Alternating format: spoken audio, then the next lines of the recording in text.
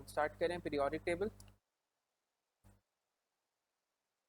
ये चैप्टर ये रह गया था, स्केड्यूलिंग में भी नहीं है, फिर रियलाइज हुआ कि ये चैप्टर इम्पोर्टेंट है। सर हाँ सर यार, सर मोल्स हम बुक करेंगे मोल्स। जो स्केड्यूलिंग है देख लो। उसके अंदर मोल्स वो पिछली वाली क्लास में है जिसमें हमने दूसरे काम कर लिए थे, एम्पिरिकल राइट है, राइट फार्मूला है, वगैरह यानी कि ध्यान कुछ। से देखो जरा तो पता चल जाए। ओके, पीरियोडिक टेबल में जो हमारे इंपॉर्टेंट ग्रुप्स हैं उनकी बात कर लेते हैं। सबसे पहले आता है ग्रुप वन। ग्रुप वन होता है हमारा अल्कली। तो बेसिक्स पीरियोडिक टेबल के हम अज्यूमिंग कि तुम लोगों को पता ही है कि रोज होते हैं, कॉलम्स होती हैं, 8 कॉलम्स होते हैं, 7 रोज होती हैं, पीरियड्स कहते हैं। ठीक है, 8 ग्रुप्स होते हैं, 7 पीरियड्स होते हैं। ग्रुप नंबर हमें वैलेंस इलेक्ट्रॉन्स के बारे में बताता है और जो पीरियड नंबर है वो हमें नंबर ऑफ शेल्स के बारे में बताता है। अगर कोई एलिमेंट पीरियड 3 में है इसका मतलब है वो 10 के 3 शेल्स। अगर एक एलिमेंट पीरियड 4 में है इसका मतलब है उसके 4 शेल्स। ग्रुप 1 में हमारे पास सिंपल से लिखता हूँ डायरेक्टली, I have सोडी हासिल करवा दे।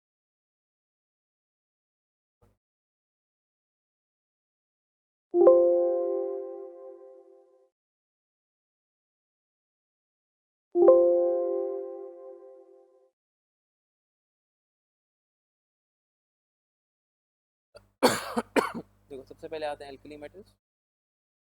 एल्कली मेटल्स कौन कौन से हैं? Lithium, sodium, potassium, rubidium. Lithium, sodium, potassium, rubidium, ठीक है। इनके कुछ ट्रेंड्स हैं जो आपको पता होने चाहिए, कुछ प्रॉपर्टीज़ हैं। इनकी कुछ कॉमन प्रॉपर्टीज़ क्या हैं? यानी कि वो प्रॉपर्टीज़ जो इनकी बाकी सब एलिमेंट्स के साथ कॉमन। कॉमन प्रॉपर्टीज़ ये हैं इनकी कि ये गुड कंडक्टर्स होते हैं जिस तरह सारे मेटल्स होते हैं, जिस तरह ये मैलेबल डक्टाइल होते हैं, शाइनी होते हैं जैसे सारे मेटल्स होते हैं। यूनिक प्रॉपर्टीज़ क्या होती हैं एल्कली मेटल्स की? सबसे पहले ये सॉफ्ट होते हैं। जनरली मेटल्स हार्ड होते हैं लेकिन ये सॉफ्ट होते हैं। अब सॉफ्ट होने की वजह से इनकी डेंसिटी भी कम है और इनका मेल्टिंग पॉइंट भी कम है। ये तीनों प्रॉपर्टीज़ क्या हैं इनकी? Unique property. ठीक है, उसके बाद इनके कुछ ट्रेंड्स हैं। इसके बाद आ जाऊँगा ना रेट पे यार। इसके बाद ट्रेंड्स हैं इसके कुछ। रिएक्टिविटी जो है वो अल्कली मेटल्स की इंक्रीज होती है डाउन द ग्रुप। ठीक है, अब अल्कली मेटल्स को जब पानी में डालते हो तो उनके हाइड्रोक्साइड्स बनते हैं और साथ में हाइड्रोजन गैस।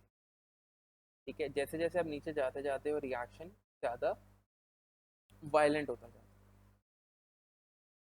ठीक है, ऑब्जर्वेशन ये है, लिथियम को मैंने पानी में डाला तो लिथियम थोड़ी देर पानी पे फ्लोट करेगा और फिजिंग की आवाज़ आएगी, थोड़ी देर बाद डिसअपियर हो जाएगा। ये इसकी ऑब्जर्वेशन। ठीक है, इसके नीचे जाऊंगा अगर मैं सोडियम पे, तो सोडियम पे भी तकरीबन इतनी यही ऑब्जर्वेशन होती है, इट्स जस्ट दैट के रिएक्शन थोड़ा सा तेज़ होता है। लेकिन अगर मैं इससे नीचे जाऊँ पोटेशियम पे तो रिएक्शन तेज़ होता जाएगा क्योंकि रिएक्टिविटी अल्कली मेटल्स की डाउन द ग्रुप बढ़ती है। जब मैं नीचे जाऊँगा तो पोटेशियम को पानी में डालूंगा तो पोटेशियम फ्लोट करेगा थोड़ा सा पानी पे लेकिन साथ ही आग लग जाएगी। बैलेंस करने के लिए हाइड्रोजन, हाइड्रोजन राइट पे 2 कर दिया ना मैंने, दूसरी तरीके से बैलेंस करना है, दूसरे तरीके से कर लो, फ्रैक्शन खत्म कर लो। सो द पॉइंट इज इनकी reactivity down the group increase करती है। ठीक है, उसके बाद इनके मेल्टिंग पॉइंट और डेंसिटी के ट्रेंड्स हैं। मेल्टिंग पॉइंट इनके डाउन द ग्रुप डिक्रीज करते हैं, डेंसिटी डेंसिटी इनकी down the group increase, melting point increase करते हैं, मेल्टिंग पॉइंट आपका डिक्रीज कर रहा है डाउन द ग्रुप और डेंसिटी आपकी इंक्रीज करती है। रीजन आपसे नहीं, let's not go into that detail. ये ट्रेंड याद रखना कि मेल्टिंग पॉइंट इनके डिक्रीज करते हैं और डेंसिटी इंक्रीज। बस ये ध्यान में रखो, जिस तरह जितना नीचे जा रहे हो तो मैथ्स बढ़ेगा ना, मैथ्स बढ़ेगा तो डेंसिटी। उसके बाद आते हैं हेलोजेंस। हेलोजेंस ग्रुप 7 के एलिमेंट्स हैं, फ्लोरीन, क्लोरीन, ब्रोमीन, आयोडीन और एस्टिन। ये सारे के सारे डायटोमिक होते हैं, F2Cl2 Br2 I2। इनकी स्टेट्स पता होनी चाहिए आपको। फ्लोरीन क्लोरीन गैस होती है, ब्रोमीन और आयोडीन, ब्रोमीन लिक्विड होता है, आयोडीन और एस्टिन सॉलिड होता है। इनके भी कुछ ट्रेंड्स हैं रिएक्टिविटी के। रिएक्टिविटी अल्कली मेटल्स की इंक्रीज करती थी डाउन तक, उनकी डिक्रीज करती थी। Yes you can say that Abdullah. Melting point इनका इंक्रीज करता है क्योंकि एज यू कैन सी के गैस से सॉलिड की तरफ जा रहे हैं, कि स्टेट सॉलिड होती जा रही है तो obviously forces of attraction stronger होती है, फोर्सेस ऑफ अट्रैक्शन स्ट्रॉन्गर होती जाएंगे तो मेल्टिंग पॉइंट बढ़ता जा रहा है। डेंसिटी इनकी इंक्रीज करती है, और अगर आप कलर देखो तो ये येलो से yellow green red brown shining black black से डार्क होता जाता है। इस चैप्टर में मोस्टली आपका जो चीज़ें हैं वो यही हैं कि आपने याद। उसके बाद डिस्प्लेसमेंट रिएक्शन हैं। डिस्प्लेसमेंट रिएक्शन में क्या होता है, more reactive halogen displaces the less reactive halogen. ठीक है, ऊपर से नीचे रिएक्टिविटी डिक्रीज करती है हैलोजेंस की, तो फ्लोरीन को क्लोरीन डिस्प्लेस कर सकता है, क्लोरीन को ब्रोमीन कर सकता है, ब्रोमीन को आयोडीन कर सकता है, एसिटिन किसी को भी डिस्प्लेस कर सकता है। तो अगर फ्लोरीन और पोटेशियम क्लोराइड का रिएक्शन कर रहा हूँ तो since fluorine is more reactive than chlorine, fluorine will displace chlorine and आपका पोटेशियम क्लोराइड और साथ में क्लोरीन। और अगर क्लोरीन को पोटेशियम ब्रोमाइड के साथ रिएक्ट करवाऊँ तो since chlorine is more reactive than bromine, chlorine bromine की जगह के बैठ जाएगा और ब्रोमीन। इस रिएक्शन की भी ऑब्जर्वेशन पूछ लेते हैं, तो क्या हो सकती है ऑब्जर्वेशन। क्लोरीन निकल रही है तो आप बता सकते हो कि ग्रीनिश गैस निकल रही है, यहाँ पे ब्रोमीन बन रहा है तो आप बता सकते हो कि ब्राउन लिक्विड। नॉन मेटल्स की नहीं बात कर रहा हूँ, हेलोजेंस की बात जनरल। सब नॉन मेटल्स के बारे में आप ये नहीं बोल सकते, हेलोजेंस का याद रखो रिएक्टिविटी डिक्रीज। ठीक है, इनकी आयोनिक इक्वेशन लिखने के लिए भी आ जाती है, आयोनिक इक्वेशन भी लिखने के लिए आ जाती है।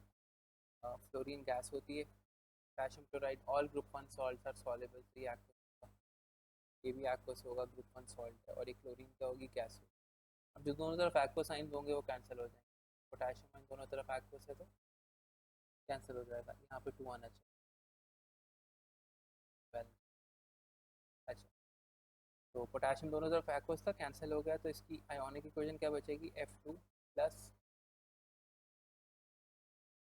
मैंने लास्ट क्लास में करवाया था, F2 plus 2Cl negative ion, और यहाँ पे बचेंगे दो फ्लोराइड आइन प्लस Cl। तो दोनों तरफ जो एक्वा साइंस कॉमन होते हैं उनको कैंसिल कर देते हैं, तो जो रिमेनिंग बचती है वो आयोनिक इक्वेशन। क्लोरीन का हमने देख लिया था कि वो गैस है, पोटेशियम क्लोराइड का हमें पता है ग्रुप वन सॉल्ट सॉल्युबल होगी, एक्वस होगी, पोटेशियम फ्लोराइड की भी एक्वस होगी because group one salts are soluble, chlorine gas होगी। तो जो दोनों तरफ कॉमन एक्वा साइंस को कैंसिल, तो एक्वा साइंस कौन से प्रोडक्ट्स भाई, क्लोरीन ने क्लोरीन को डिस्प्लेस कर दिया है तो KF बन गया और क्लोरीन अलग हो गई। बाकी पोटेशियम आइंस यहाँ पे कैंसिल हो गए, बाकी जो बचा है वो मैंने लिख दिया। F पे फ्लोरीन बचा था, ये फ्लोरीन आ गया, यहाँ से दो Cl आइंस बचे थे वो आ गए, यहाँ से दो F आइंस बचे थे वो आ गए, यहाँ से Cl2 बचा था। क्लोरीन आपकी गैस है, आइंस आपके एक्वस होते हैं। ये भी आपका क्लोराइड आपका क्या एक्वस है, क्लोरीन आपकी गैस।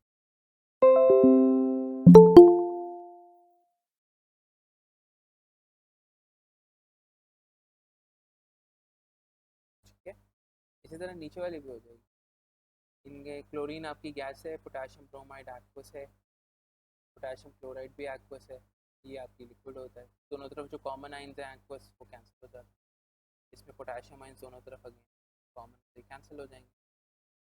इसके आयोनिक इक्वेशन क्या बन जाएगी, Cl2 प्लस 2Br नेगेटिव, और यहाँ पे 2Cl नेगेटिव और साथ में Br2, तो ये इसकी आयोनिक इक्वेशन।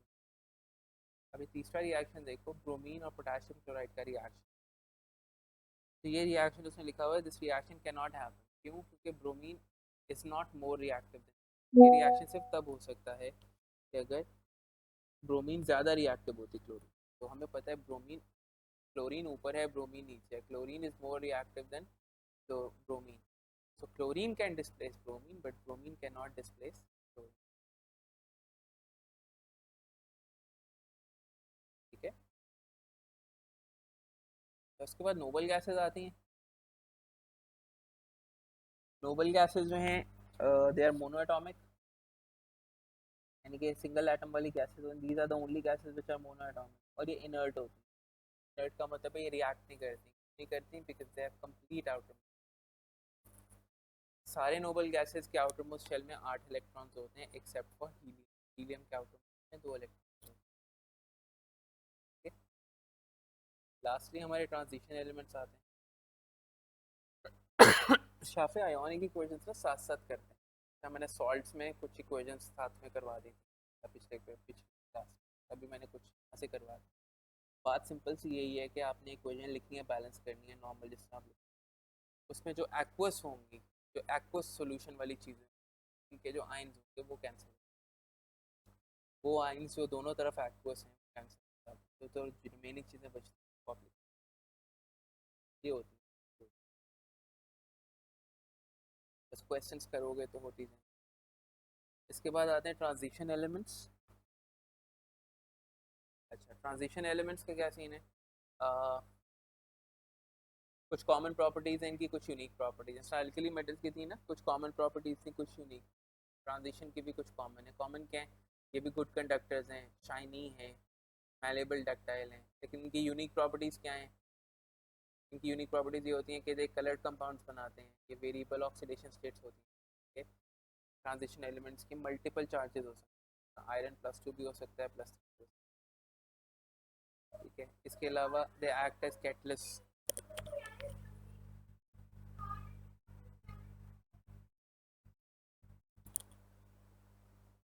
दे एक्ट एज कैटलिस्ट। ठीक है, अब ये तीनों जो है इनकी केमिकल प्रॉपर्टीज, ये यूनिक जो प्रॉपर्टीज हैं सारी क्या है, ये केमिकल। फिजिकल प्रॉपर्टीज कौन सी होती हैं? Conduction of electricity, ductility, shining, malleability, melting point, density, ये सारी फिजिकल। क्या फिक्स होता है यार जिंक का? जिंक ट्रांजिशन एलिमेंट नहीं होता। आगे जाके बड़ी कहानियां सुनाऊंगा तुम। All D block elements are not transition. क्या? अच्छा, एक क्वेश्चन बहुत कॉमनली आता है, differentiating between alkali metals and transition. Alkali metals और ट्रांजिशन मेटल्स के बारे में डिफरेंशिएट कैसे करें? ये अक्सर आ जाता है आपको, वो कहता है फॉर एग्जांपल कहेगा कि बताओ दो डिफरेंसेस और दो सिमिलैरिटीज बता दो सोडियम में और आयरन में। अब सोडियम अल्कली मेटल है, आयरन जो है वो ट्रांजिशन मेटल है। तो common properties, common physical properties क्या हैं दोनों की, अल्कली मेटल्स की भी और ट्रांजिशन? दोनों गुड कंडक्टर्स हैं, दोनों मैलिएबल डक्टाइल हैं, दोनों शाइन। ठीक है, डिफरेंट फिजिकल प्रॉपर्टीज क्या है? अल्कली मेटल सॉफ्ट होते हैं, ट्रांजिशन एलिमेंट हार्ड होते हैं। अल्कली मेटल्स का मेल्टिंग पॉइंट लो होता है, ट्रांजिशन एलिमेंट्स का मेल्टिंग पॉइंट हाई होता है। अल्कली मेटल्स की डेंसिटी लो होती है, ट्रांजिशन एलिमेंट्स की डेंसिटी हाई होती है। ठीक है,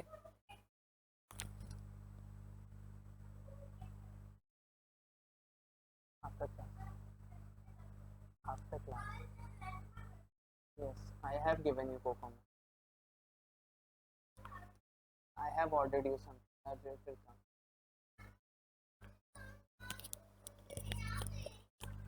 आई have ordered it Mohammad, I will come.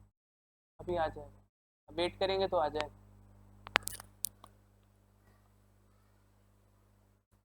Chemical properties क्या? केमिकल प्रॉपर्टीज़ की बेसिस पे डिफरेंशिएट करना है हमने। अब ट्रांजिशन एलिमेंट्स कलर्ड कंपाउंड्स बनाते हैं और अल्कली मेटल्स नहीं बनाते। ट्रांजिशन एलिमेंट्स की वेरिएबल ऑक्सीडेशन स्टेट्स होती हैं, अल्कली मेटल्स की नहीं होती। ट्रांजिशन एलिमेंट्स पानी के साथ रिएक्ट नहीं करते, अल्कली मेटल्स करते। सेरा transition elements act as catalyst, alkali metals do not act as catalyst. ये आ जाती है, ये याद रखना। ठीक है, तो ये हमारा पीरियोडिक टेबल था। 5 मिनट की ब्रेक लेते हैं, मैं पानी वानी पी के आऊँ।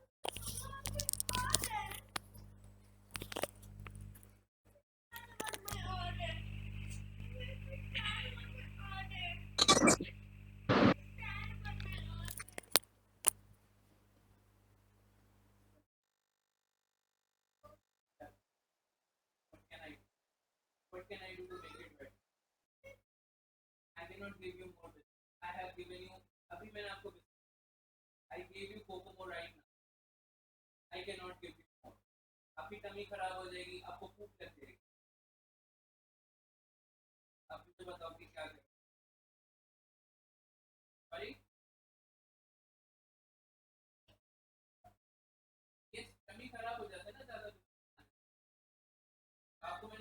दे दिए ना, मुझे बताओ मैं क्या करूं।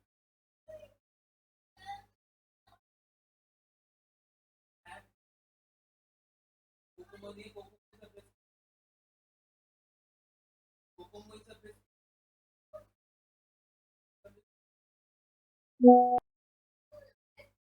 आई हैव टू टेक माय, आपको नहीं देखना है टीवी, मोहम्मद आपने सोफे पे बैठना है तो बैठ के देख लो टीवी,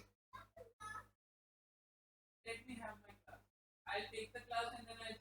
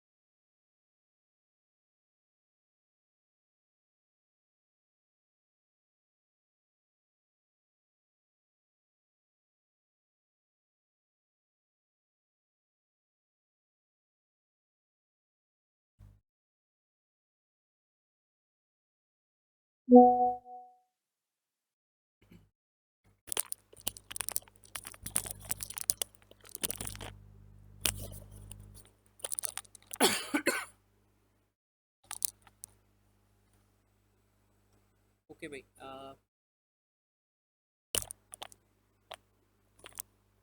कुछ क्वेश्चंस कर लेते हैं पीरियोडिक टेबल के।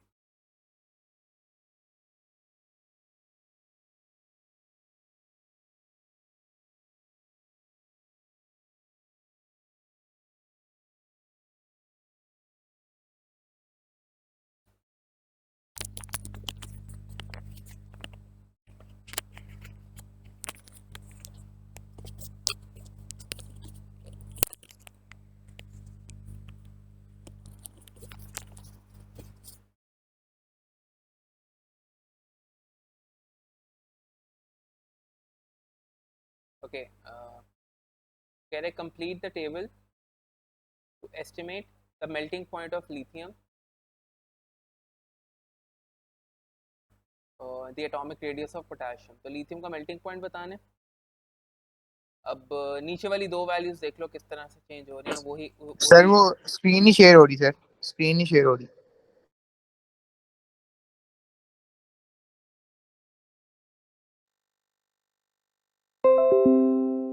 अच्छा, ये क्वेश्चन है हमारे पास, तो कह रहे मेल्टिंग पॉइंट प्रिडिक्ट करना है मैंने लिथियम का।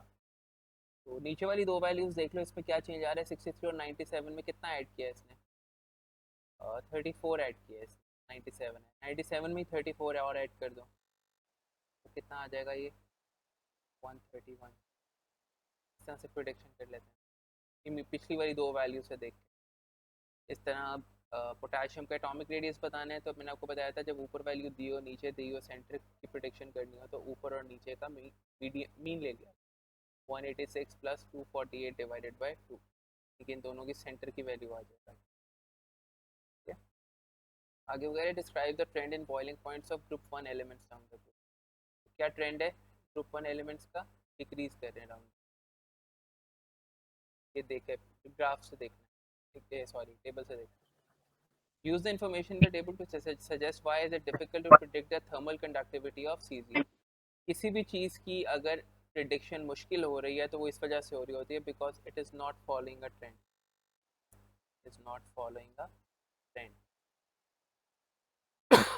हर वो चीज़ को आप प्रिडिक्ट कर सकते हो जो ट्रेंड फॉलो कर रही है, जो ट्रेंड फॉलो नहीं कर रही होती उसको आप प्रिडिक्ट नहीं कर सकते। वो कह रहे group one metals react with cold water, transition elements do not react with cold water। Describe two other differences in the chemical properties between group 1 metals and transition elements। अभी बताया मैंने chemical properties में क्या difference होता है। transition elements जो हैं they will form colored compounds but group 1 metals will not। transition elements will have variable oxidation states, group 1 metals will not have variable oxidation। okay, आगे वो कह रहे हैं describe the observations when potassium is added to cold water। Observation मैंने आपको बताई थी, it will float on water, floats on water and then disappears। ठीक है, और फिजिंग ऑब्जर्व की जाती है, फिजिंग भी नजर आती है आपको, फिजिंग इज ऑब्जर्व्ड क्योंकि हाइड्रोजन गैस निकल रही है।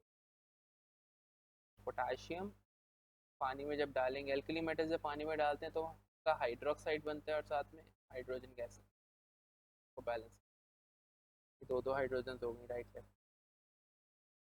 हाँ सॉरी, फ्लेम भी आपका पोटाशियम के केस में floats on water and burns with a flame।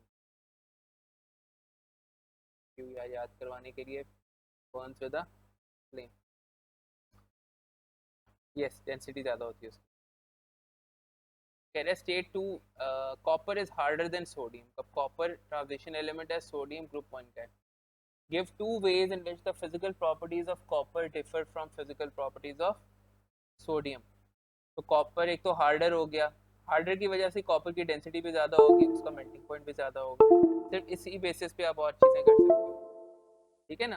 Just because वो हार्डर है इसका मतलब है copper will have a, copper has a higher density, उसकी डेंसिटी भी ज़्यादा होगी, उसका मेल्टिंग पॉइंट भी ज़्यादा होगा, has a higher melting point. High नहीं लिखोगे, हायर लिखोगे, कंपैरिजन कर रहे हो। नहीं, डक्टिलिटी वगैरह का कोई फर्क नहीं पड़ेगा, डक्टिलिटी दोनों की मैलेबिलिटी तो सेम है। कॉपर का यूज़ पूछ रहा है, इलेक्ट्रिकल वायर्स में यूज़ होता है। ठीक हो गया, ये पीरियोडिक टेबल था बेसिक सा। चलते हैं हम आगे। आज हमारा स्केड्यूल था एनर्जी फ्रॉम केमिकल्स और rate of reactions.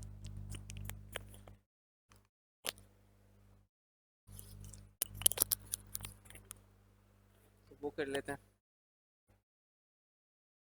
Ductility chemical property तो नहीं है, डक्टिलिटी फिजिकल प्रॉपर्टी है। किसने कहा केमिकल प्रॉपर्टी?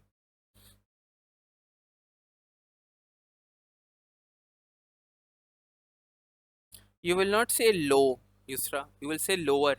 जब कंपेयर कर रहे होते हो ना तो ये वाले वर्ड्स यूज करने होते हैं, lower melting point, lower density.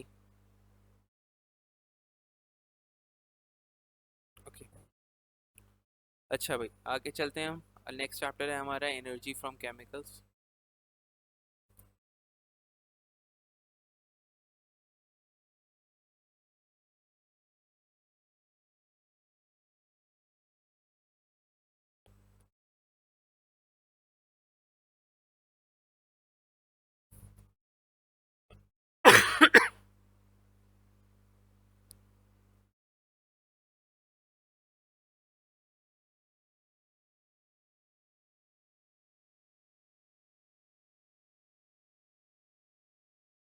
क्या हो गया है?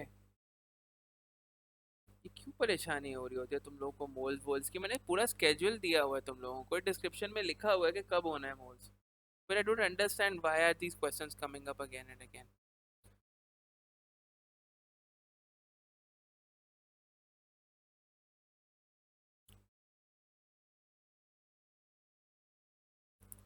शाफे इनको याद करो और पास्ट पेपर्स करो, टॉपिकल्स करोगे याद हो जाएंगे।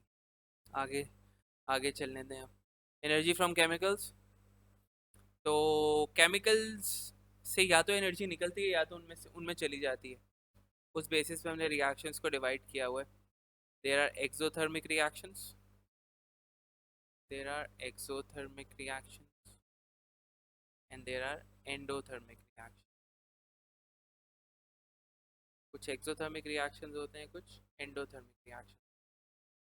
एक्सोथर्मिक रिएक्शंस क्या होते हैं? जिनमें एनर्जी रिलीज होती है,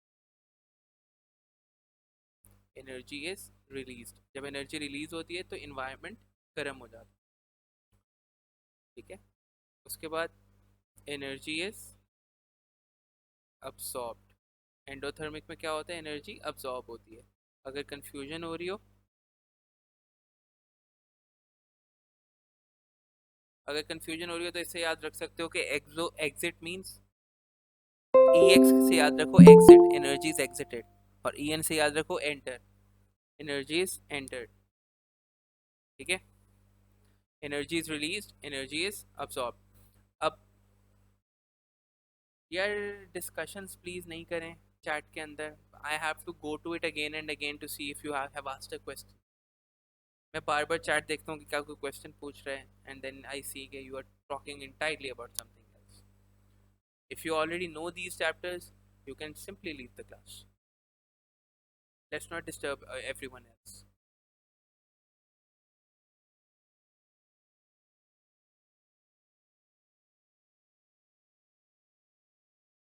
एक्सोथर्मिक रिएक्शंस वो होते हैं जिसमें एनर्जी रिलीज होती है, एंडो वो होते हैं जिसमें एनर्जी अब्सॉर्ब होती है, ठीक है। जब एनर्जी अब्सॉर्ब होती है तो बॉन्ड्स टूटते हैं, बॉन्ड्स आर ब्रोकन।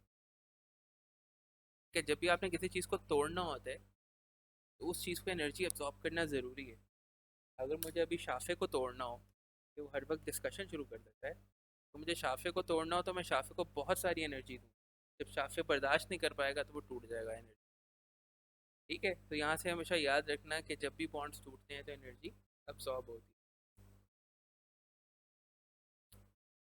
ठीक है। और इसका ऑपोजिट याद रखो कि जब एनर्जी रिलीज होती है तो बॉन्ड्स बनते हैं।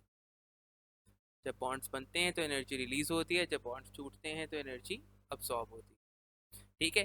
लेकिन इसका बिल्कुल ये मतलब नहीं है कि एक्सोथर्मिक रिएक्शंस में सिर्फ बॉन्ड बनेंगे या एंडोथर्मिक रिएक्शंस में सिर्फ बॉन्ड टूटेंगे। एक कोई भी केमिकल रिएक्शन होता है उसमें बॉन्ड्स टूटते भी हैं और बॉन्ड्स बनते भी हैं, क्योंकि ऑब्वियसली रिएक्टेंट्स और प्रोडक्ट्स से दोनों होते हैं ना। एक रिएक्शन के अंदर रिएक्टेंट वाली साइड पे बॉन्ड टूट रहे होते हैं, प्रोडक्ट वाली साइड पे बॉन्ड बन रहे होते हैं।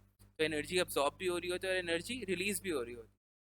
तो एक्सोथर्मिक रिएक्शन में भी दोनों चीज़ें हो रही होती हैं, एंडोथर्मिक रिएक्शन में भी दोनों चीज़ें हो रही होती हैं। The difference is exothermic reactions वो होते हैं जिनमें एनर्जी रिलीज ज़्यादा होती है, और एंडोथर्मिक रिएक्शंस वो होते हैं जिसमें एनर्जी अब्सॉर्ब ज़्यादा होती है, ठीक है। तो in exothermic reactions more energy is released than absorbed, and in endothermic reactions more energy is absorbed than released. वो आपसे पूछ लेता है कि why a reaction is exo, तो आप बताते हैं because energy released during bond formation, energy released energy released during bond form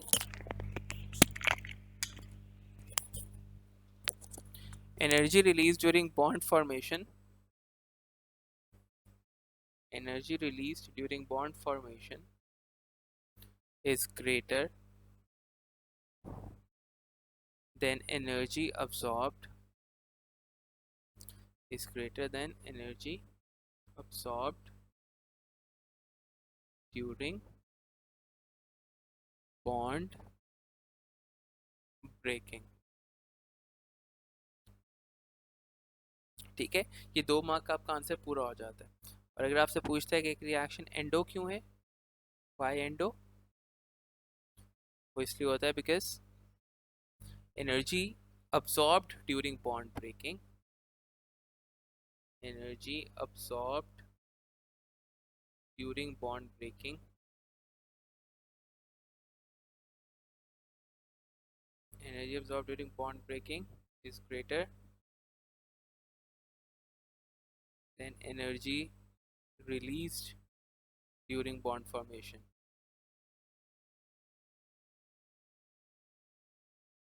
ठीक है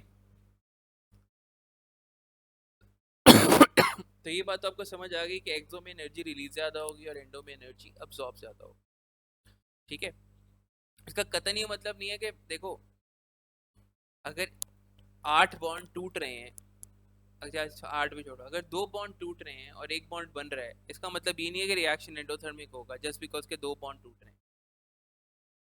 एक्सो और एंडो का जो ताल्लुक है वो एनर्जी रिलीज या एब्जॉर्ब से क्योंकि हो सकता है 2 बॉन्ड टूटने में जो एनर्जी एब्जॉर्ब हुई है वो कम है और एक बॉन्ड बनने में जो एनर्जी रिलीज हुई है वो ज्यादा है.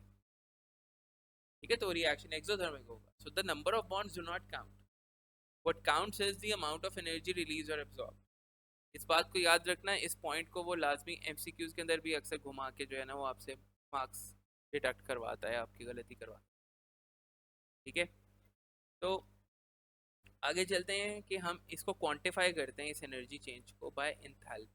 एंथैल्पी क्या होता है, इसको रिप्रेजेंट करते हैं डेल्टा एच से. ये आपको सिंपली ये बताते हैं कि ज़्यादा एनर्जी अब्सॉर्ब हुई है या रिलीज हुई है. ये आपको नेट हीट चेंज बताता है. नेट एनर्जी चेंज या नेट हीट चेंज एक ही बात है.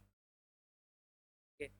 एक्सोथर्मिक के केस में ज़्यादा एनर्जी रिलीज होती है तो डेल्टा एच नेगेटिव होता है एक्सो के केस में. एंडो के केस में ज़्यादा एनर्जी अब्सॉर्ब हुई होती है तो डेल्टा एच पॉजिटिव होता है. आप लोगों ने इसको पेपर में एंडो एक्सो नहीं लिखना, आपने पूरा लिखना एंडोथर्मिक एक्सो. ठीक है.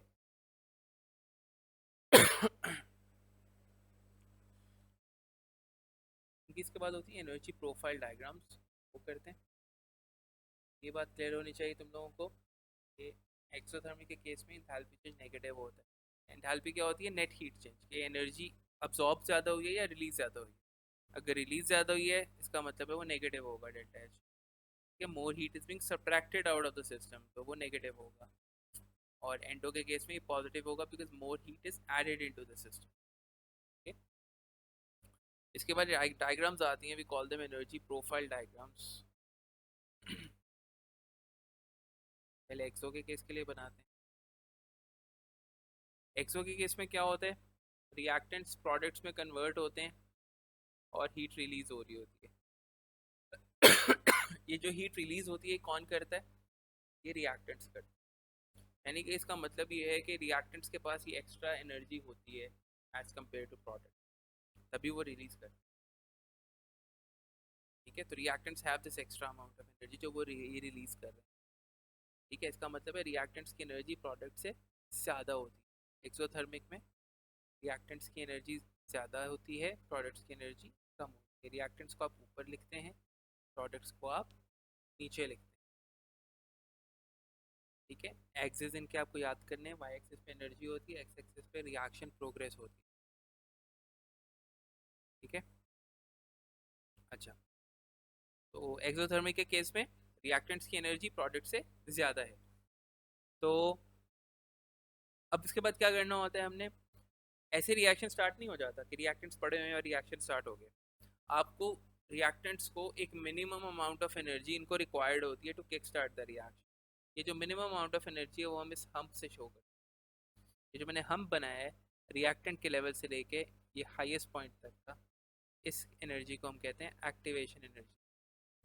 एक्टिवेशन एनर्जी की डेफिनेशन भी आपको आनी चाहिए. Is the minimum energy, the minimum energy reactant molecules must have. Minimum energy reactant molecules must have to start a reaction. कि ये होगी तभी रिएक्शन स्टार्ट होगा. इसको लेबल कैसे करते हैं, रिएक्टेंट्स की एनर्जी से लेके हाईएस्ट पॉइंट तक की एनर्जी. और उसके बाद आपको इंथैल्पी भी लेबल करनी होती है. एक्टिवेशन एनर्जी को आप ई ए भी लिख सकते हैं. और इंथैल्पी चेंज देखो, रिएक्टेंट्स की एनर्जी ज़्यादा है, प्रोडक्ट्स की कम है. इंथैल्पी का जो एरो की डायरेक्शन होती है वो हमेशा प्रोडक्ट्स की तरफ होती है, तो ये नीचे आ रही है. आप रिएक्टेंट से ही एनर्जी लेवल लेंगे, दोबारा प्रोडक्ट की तरफ बनाएंगे, आप बताएंगे डेल्टा एच के नीचे जा रही है, क्लियरली ये नेगेटिव है. ठीक है. एक ट्रिक बता रहा हूँ तुम लोगों को, इंथैल्पी चेंज का एरो जब भी बनाना है उसका मुंह प्रोडक्ट की तरफ हो. अक्सर बच्चे दोनों तरफ बना देते हैं। एक्टिवेशन एनर्जी का एरो हेड हमेशा ऊपर होता है, उसका मुंह हमेशा ऊपर होता है। एंथैल्पी चेंज का एरो का जो हेड होता है वो हमेशा उसका प्रोडक्ट की तरफ हेड होता है।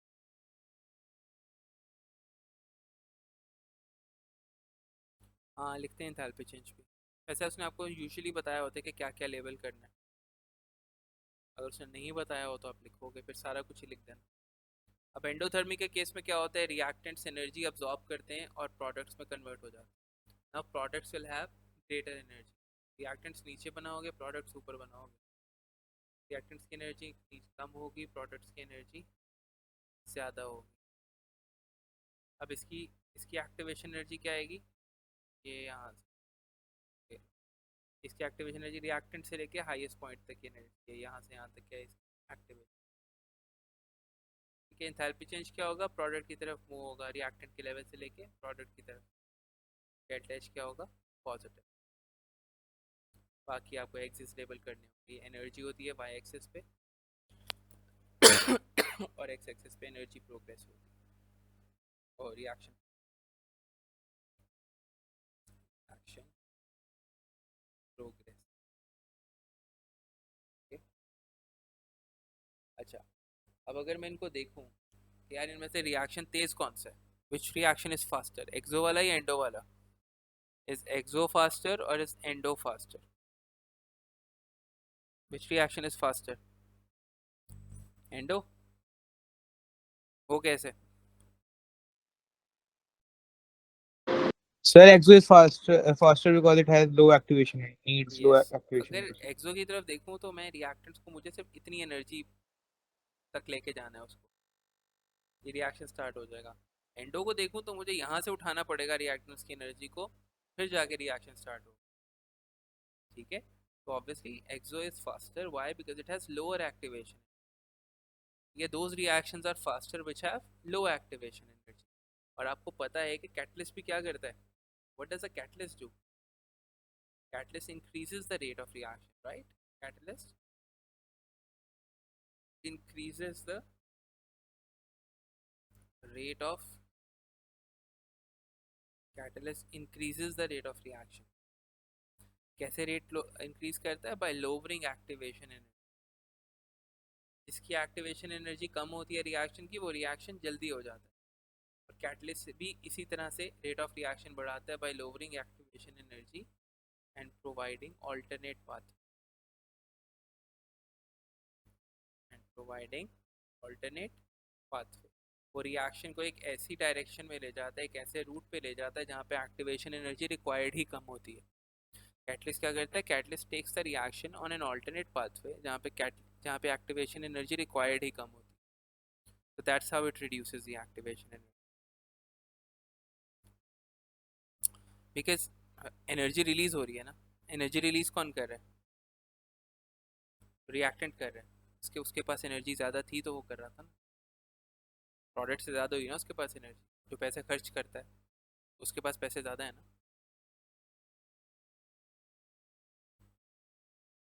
और ये जो एनर्जी रिलीज हो रही होती है ये कोई प्रोडक्ट्स में नहीं जा रही होती, ये आपकी इन्वायरमेंट में चली जाती है। आपका बीकर गर्म हो जाता है और इस टाइप की चीज़ें हो रही होती है, आपका पानी का फ्लास्क गर्म हो जाता है। नहीं भाई, तो भी reaction, during the reaction reactants की एनर्जी कम हो जाएगी, लेकिन जब स्टार्ट हुआ है रिएक्शन तो रिएक्टेंट्स की एनर्जी ज़्यादा थी, प्रोडक्ट्स की कम। Mostly exothermic are fast, mostly exothermic reaction.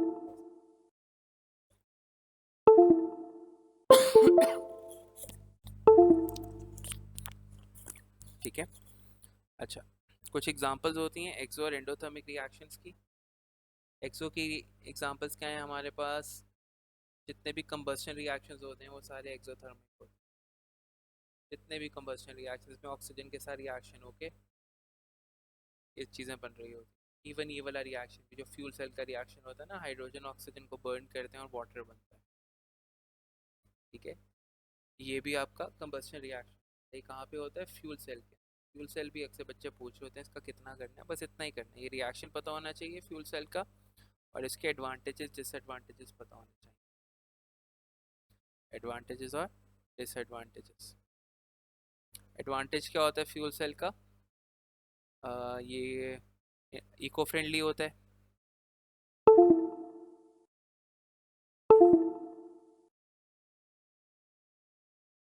This is eco friendly. Advantage क्या है इसका, कि इको फ्रेंडली है।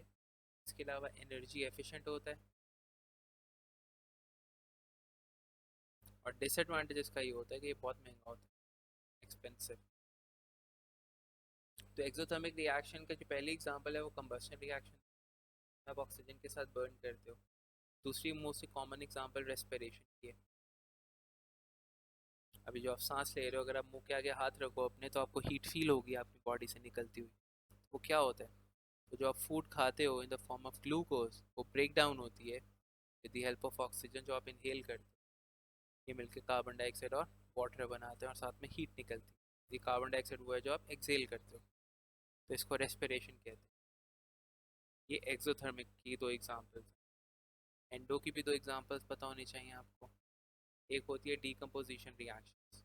डीकम्पोजिशन रिएक्शंस वो होते हैं जिनमें चीज़ें टूट रही होती हैं। सबसे कॉमन डीकम्पोजिशन रिएक्शन है जिसमें कैल्शियम कार्बोनेट डीकम्पोज होता है और कैल्शियम ऑक्साइड और वाटर बना।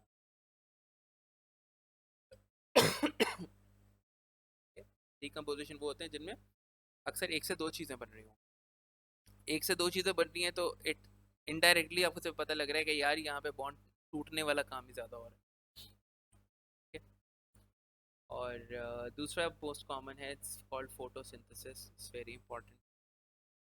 Exactly opposite of respiration. इसमें हीट अब्जॉर्ब होती है दोनों। डिकम्पोजिशन में भी हीट अब्जॉर्ब होती है और फिर कंपाउंड जिसको आप डिकम्पोज कर रहे होते हैं वो टूट जाता है, सॉरी CO2 बनेगा।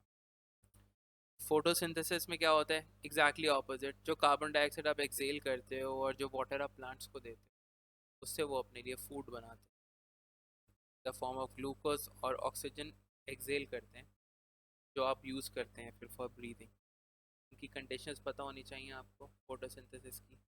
Chlorophyll, one is chlorophyll and the other one is sunlight. ये दो कंडीशन होती है फोटोसिंथेसिस। इसकी वर्ल्ड इक्वेशन भी आ जाती है जिसमें आपने इसमें इंग्लिश में लिखना होता है, carbon dioxide plus water forms glucose and oxygen. बिल्कुल याद होनी चाहिए, इसीलिए लिख रहा हूँ। रेस्पिरेशन की भी फोटोसिंथेसिस की भी। ठीक है, आगे आपका इंथैल्पी चेंज कैलकुलेशन है वो मैं डायरेक्टली वहीं से करवा दूंगा क्वेश्चन से। मैं क्वेश्चन खोल रहा हूँ, क्वेश्चन से डायरेक्टली करवा दूँ।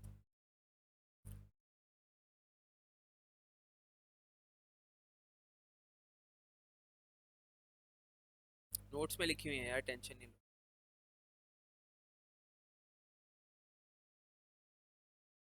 जो मैंने नोट्स दिए ना तुम लोग को बाइंडर में, उसमें लिखी हुई है।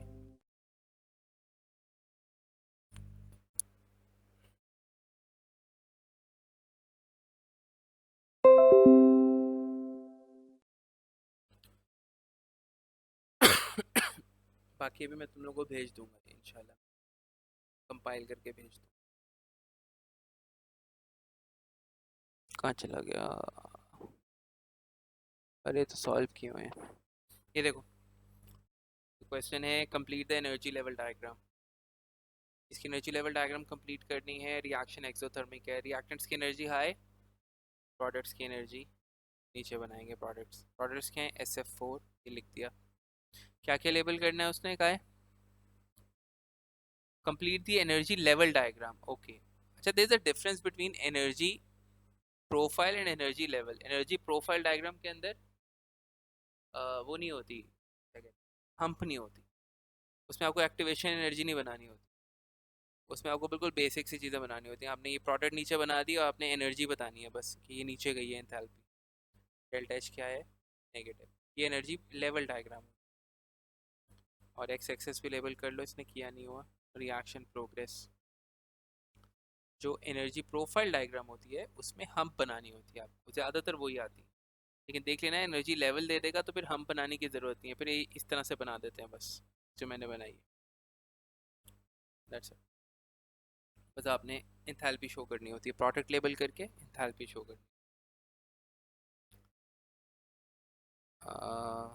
कुछ और भी करते हैं।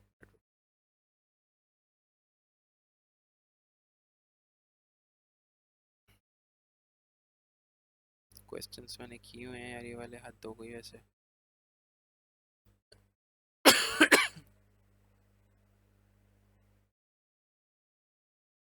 अब ये रिएक्शन दिया हुआ है, आयोडीन और क्लोरीन ICl बना रहे हैं। रिएक्शन एक्सोथर्मिक, बल्कि मैं पूरा कर देता हूँ।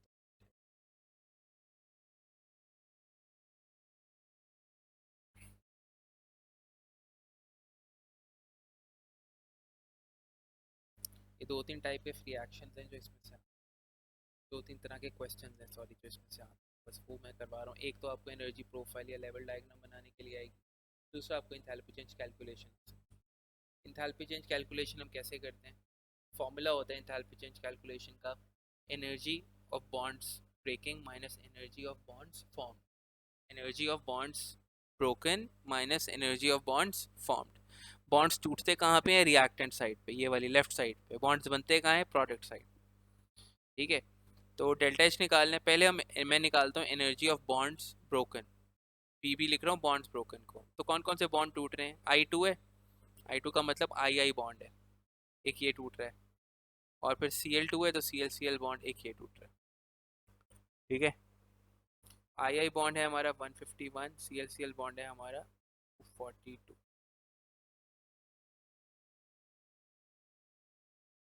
This would be equal to 393 kilo joule. ये आ गए हमारे एनर्जी ऑफ बॉन्ड्स ब्रोकन।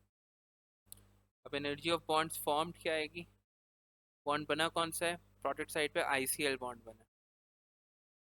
ठीक है, लेकिन उसके दो मॉलिक्यूल्स हैं तो दो ICl बॉन्ड बने होंगे। जब मॉलिक्यूल, एक मॉलिक्यूल में एक ICl बॉन्ड है ना, तो दो मॉलिक्यूल्स में दो ICl बॉन्ड होंगे। तो उसकी एनर्जी दी हुई है हमें 208, 2 इंटू 208, तो ये आ जाएगी हमारे पास 416। तो इसमें लगाओ energy of bonds broken minus energy of bonds formed. तो बॉन्ड्स ब्रोकन की एनर्जी है 393, बॉन्ड्स फॉर्म्ड की एनर्जी है 416।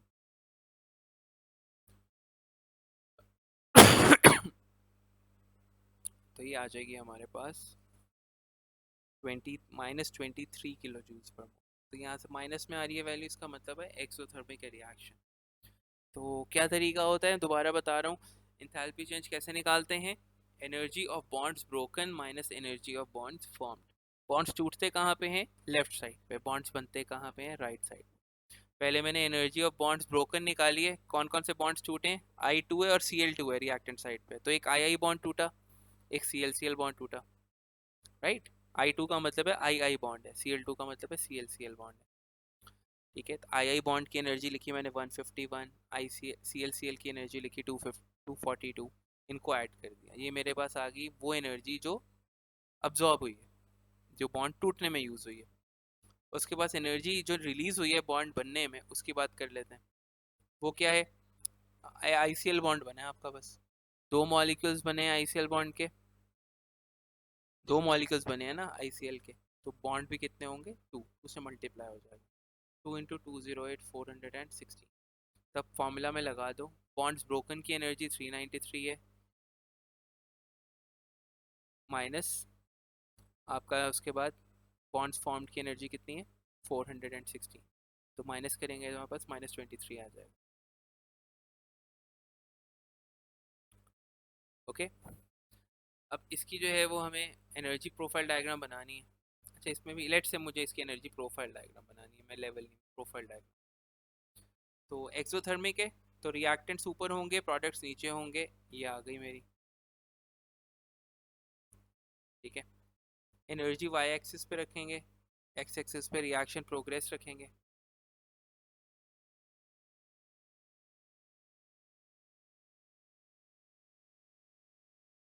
ठीक है,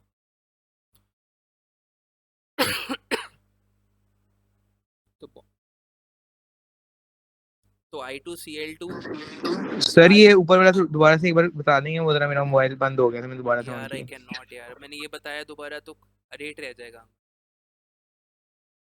चलो ठीक है सर, फिर रिकॉर्डिंग आप देखिए, मैं रिकॉर्डिंग इसमें देख देखता लेना, अभी मैं एक दफ़ा करूँगा इसको, फिर भी एड्रेस करूँगा, ज़रा वेट कर लो। मेक श्योर क्या करो ये नहीं हुआ करे, क्योंकि देखो क्लास जो है ना थोड़ी फास्ट पेस्ड होनी होनी है अब हमारी, फास्ट ही होती है क्योंकि काफ़ी सारा सिलेबस कवर कर, इसके चक्कर में फिर दूसरी चीज़ें रह जाएंगी। अच्छा, अब क्या कह रहा था, एक तो यार प्लीज़ मैसेज कर दो। अब देखो मुझे याद नहीं है कि मैं क्या पढ़ा था।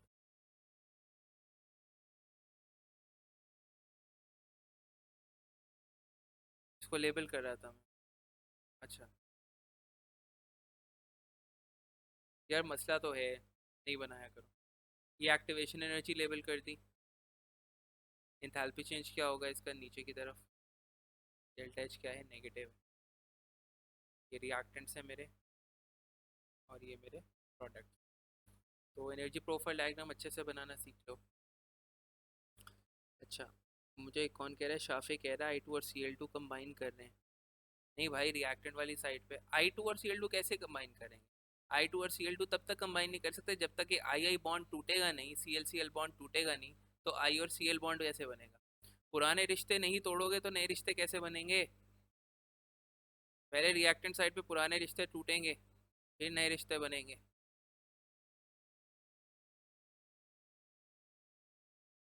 ठीक है, बस bonds broken minus bonds form करना है तुम लोगों ने, और कुछ भी नहीं करना।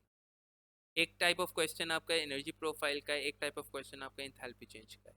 एक क्वेश्चन आपका आएगा इसमें वो आपसे पूछता है if a react why does a reaction is exothermic और एंडोथर्मिक, जिस तरह यहाँ पे ये देखो पूछा हुआ है, मैंने करवा भी दिया था कि why a reaction is exothermic. तो यहाँ पे आप बताओगे because energy released during bond formation is greater than energy absorb during bond breaking. यहाँ 2 मार्क्स आ जाएंगे आप, इसमें से कोई डिटेल मिस करोगे तो फारिग हो जाएगा। एक मार्क आएगा ये बताने का कि एनर्जी रिलीज ज़्यादा हो रही है और एब्जॉर्ब कम, और दूसरा मार्क किसका आता है कि आप ये बताओ कि जब एनर्जी रिलीज होती है तो बॉन्ड बनते हैं, और जब एनर्जी अब्जॉर्ब होती है तो बॉन्ड। तो ये एक ही लाइन में पूरा हो जाता है जो बता रहा हूँ। अगर वो कहेगा why are reaction is endothermic तो आप बोलेंगे because energy absorb during bond breaking is greater than energy release during bond formation. तो ये सीन होता है। ठीक है, तो ये 3 तरह के हैं।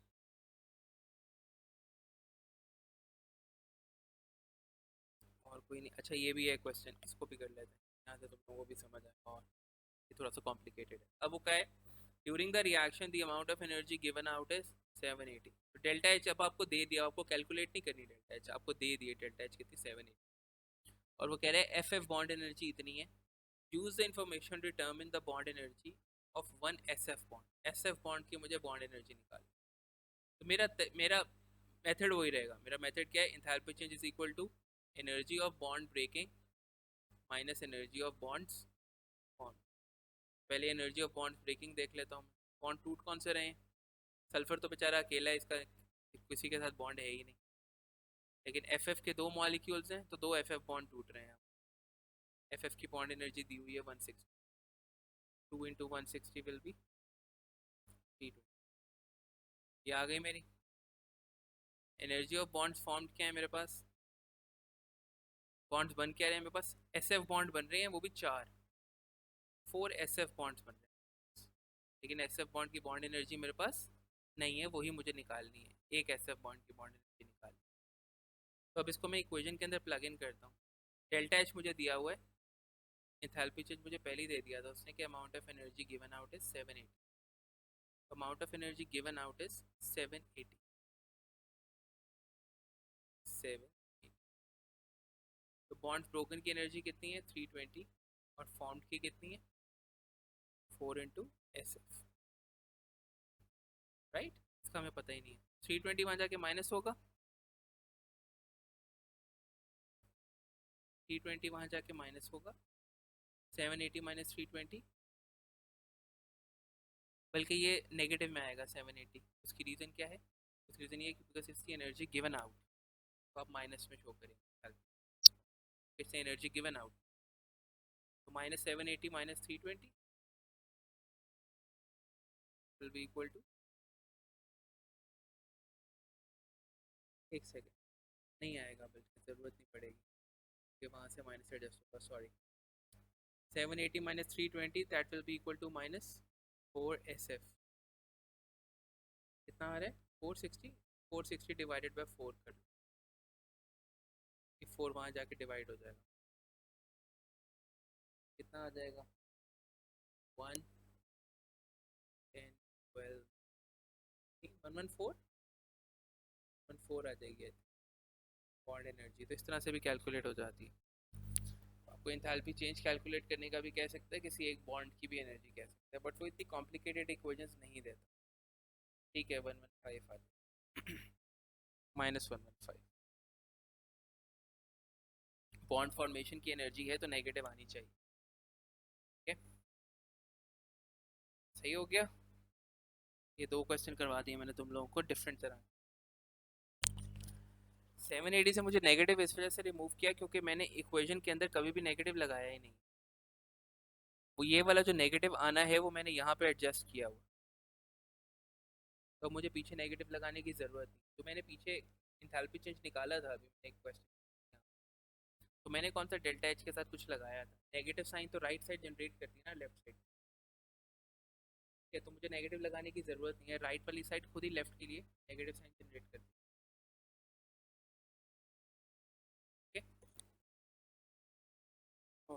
ओके, 2 मिनट चाहिए, कंटिन्यू।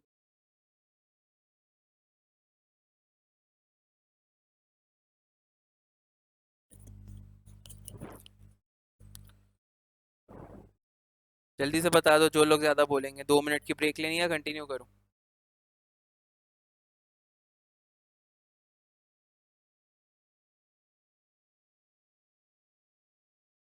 नहीं भाई, एनर्जी गिवन आउट एक्सो होगा ना, एंडो में तो एनर्जी अब्जॉर्ब होती है। चलो ब्रेक है 2 मिनट की, मैं पानी पी के मैं अभी आ रहा हूँ। 6:05 पे शुरू कर।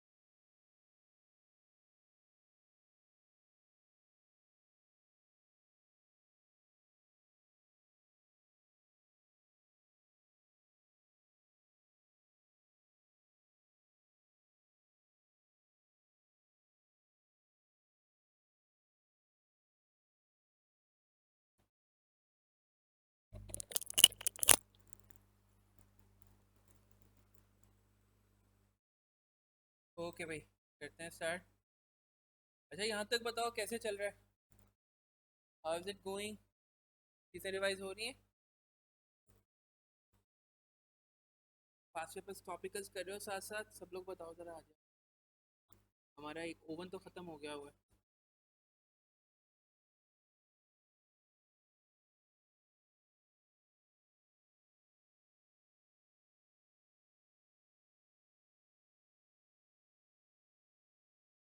Okay.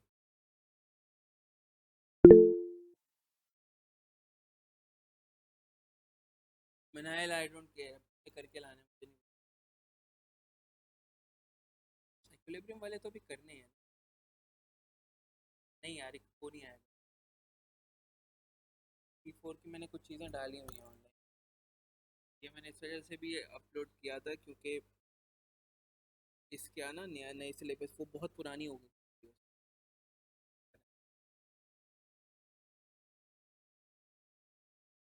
हाँ यशविन, तुमने आज मुझे अपना पेपर। ओके चलो। नहीं भाई, मेरी बस हो गई इसे, आज पेपर 4 कराना। लोगों में से कौन कौन ज्वाइन कर रहा है पेपर 4 ATP? मुझे बता दो ताकि मैं तुम्हारी स्लॉट्स रख किसी को।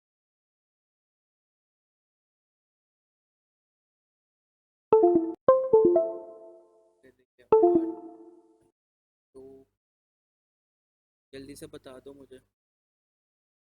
उसमें मैंने 2 ग्रुप्स बनाने का मेरा कोई प्लान नहीं है, एक ही ग्रुप बनाऊँ। ओके, बस फातिमा और इब्राहिम ही कर रहे हैं। अब्दुल्ला, अलीना, मार, ईशा, हाजरा,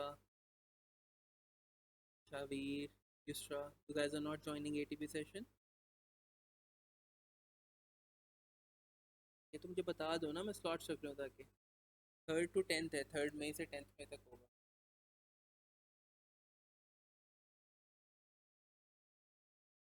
ओके, कंफर्म कर लो रजिस्ट्रेशन अपनी as soon as possible.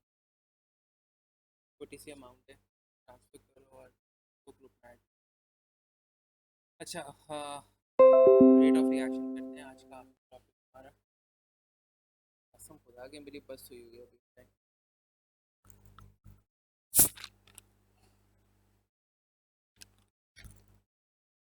Okay, rate of reaction. Rate of reaction कहते हैं स्पीड ऑफ रिएक्शन को। डिफरेंट फैक्टर्स रेट को affect, temperature, pressure, concentration, catalyst, surface area, ये सब चीज़ें रेट को, स्पीड ऑफ रिएक्शन को अफेक्ट करती हैं। एक रिएक्शन की स्पीड किस चीज़ पे डिपेंड करती है? एक रिएक्शन की स्पीड डिपेंड करती है कोलिजन के, रिएक्टेंट के मॉलिक्यूल एक दूसरे के साथ कितनी दफ़ा कोलाइड।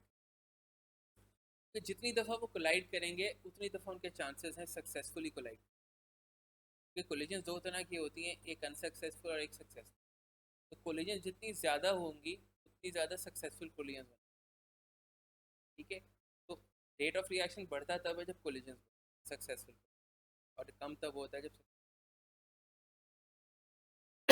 तो जब भी फैक्टर का इफेक्ट पूछ रहा होता है तो आपने कोलिजन का लास्ट।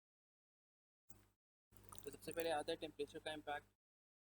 टेम्परेचर बढ़ाते हैं तो क्या होता है? रेट रेट बढ़ जाता है। क्यों बढ़ जाता है? क्योंकि काइनेटिक एनर्जी बढ़ जाती है, और उसके बाद कोलिजन बढ़ जाता है सक्सेसफुल। इस फैक्टर्स को जल्दी जल्दी करवा रहा हूँ जब वेरी। ये 3 मार्क्स।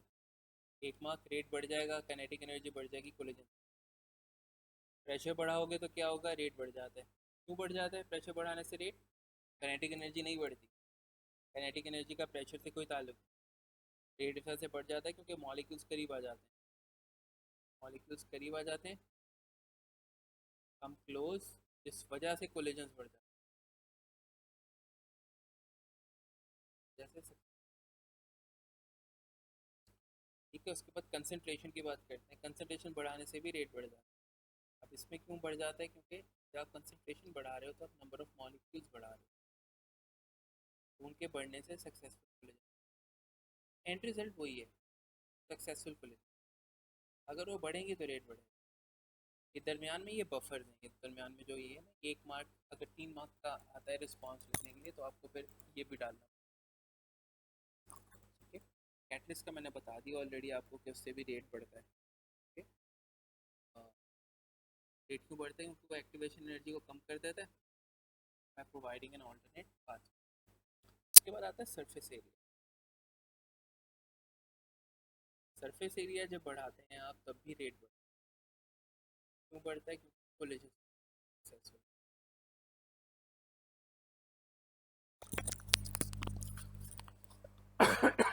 Successful collisions increase. ठीक है, अब ये समझ नहीं आता अक्सर कि किस चीज़ का सरफेस एरिया ज़्यादा होगा। याद रखना, जो लम्प्स होते हैं, जो मोटी मोटी चीज़ें होती हैं, लम्प्स का सरफेस एरिया कम होता है, और पाउडर्ड चीज़ों का सरफेस एरिया ज़्यादा होता है। ठीक है, पाउडर्ड चीज़ें जल्दी डिजॉल्व होती हैं, उनका रेट ऑफ रिएक्शन ज़्यादा होता है, उनका सरफेस एरिया ज़्यादा होता है। लम्प्स लेट डिजॉल्व होते हैं, उनका सरफेस एरिया कम होता है, तो रेट भी स्लो होता है। तो ये बात याद रखना। ठीक है, अब रेट को मेजर करने के दो मेथड्स हैं। एक मैंने बताया था, जो चैप्टर 1 में बताया था, एक वॉल्यूम कलेक्शन है, एक है वॉल्यूम कलेक्शन मेथड, जिसमें आप गैस का वॉल्यूम कलेक्ट करते हैं। ये जो अपरेटस होता है आपका, इसकी नेक पे गैस सिरिंज लगाते हैं, ऊपर से बंद कर देते हैं, ये गैस ऊपर से निकलती है, ये प्लंजर को पीछे पुश करती है और गैस कलेक्ट होती जाती है। गैस सिरिंज के ऊपर मार्किंग्स होती हैं, आपने स्टॉप क्लॉक ऑन की होती है साथ में। एक पॉइंट आता है कि ये आपका जो स्टॉपर है या आपका जो प्लंजर है, ये एक पॉइंट पे आके रुक जाता है।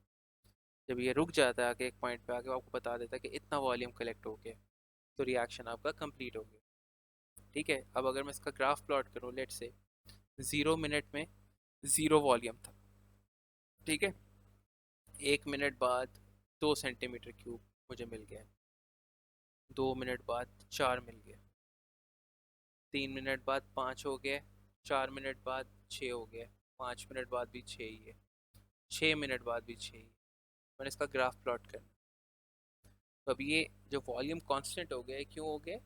पूछ लेता है कि क्यों कांस्टेंट हो गया है, क्योंकि आपकी रिएक्शन कंप्लीट हो गया। वाई एक्सिस पे आप वॉल्यूम रखते हैं, किसका वॉल्यूम? गैस का। एक्स एक्सिस पे आप टाइम रखते हैं। ठीक है, तो लेट से 1 मिनट, 0 मिनट पे 0 वॉल्यूम था, 1 मिनट बाद इतना हो गया, 2 मिनट बाद 2 मिनट बाद 4 हो गया, 3 मिनट बाद 5 हो गया, 4 मिनट बाद 6 हो गया, 5 मिनट बाद भी 6 है, 7 मिनट बाद भी 6 है। तो जो ग्राफ बनेगा आपका वो कुछ ऐसे बनेगा। ठीक है, तो ये जो हॉरिजॉन्टल लाइन आती है, ये जो हॉरिजॉन्टल हो गई लाइन, इसका मतलब क्या है? इसका मतलब ये है कि वॉल्यूम गैस का फर्दर इंक्रीज नहीं कर रहा है, टाइम गुजरता जा रहा है लेकिन वॉल्यूम गैस का इंक्रीज नहीं कर रहा है। इसका मतलब है रिएक्शन कंप्लीट हो गया। वो आपसे ये भी पूछ लेता है कि रिएक्शन क्यों कंप्लीट हो गया, तो आप यहाँ पे भी उसको बताते हो बिकॉज रिएक्टेंट कंज्यूम हो गए, रिएक्टेंट्स आर कंज्यूम। अगर उसने ये मेंशन किया हुआ है कि एक चीज़ एक्सेस में है, एक रिएक्टेंट एक्सेस में डाला हुआ है, तो आप फिर एक्सेस वाला रिएक्टेंट नहीं लिखेंगे, आप दूसरा रिएक्टेंट लिखेंगे कि हाँ दूसरा रिएक्टेंट कंज्यूम हो गया है। लाइक फॉर एग्जांपल, अगर कैल्शियम कार्बोनेट और HCl का रिएक्शन हो रहा है जिससे CO2 निकल रही है, ठीक है, और उसने आपको बताया हुआ है कि कैल्शियम कार्बोनेट आपने एक्सेस में डाला हुआ है। ठीक है, तो आप जब वो आपको कहेगा रिएक्शन कंप्लीट क्यों हो गया, तो आप ये नहीं लिखेंगे कि रिएक्टेंट्स कंज्यूम हो गए, फिर आप ये लिखेंगे कि HCl सारा कंज्यूम, क्योंकि जो एक्सेस में डाला हुआ है वो तो आपने ज़रूरत से ज़्यादा डाला हुआ है, उसका तो कोई ताल्लुक ही नहीं है रिएक्शन कंप्लीट होने से या नहीं होने से। जो कम अमाउंट में डाला हुआ है वो डिसाइड करेगा कि रिएक्शन कंप्लीट हुआ है या नहीं हुआ।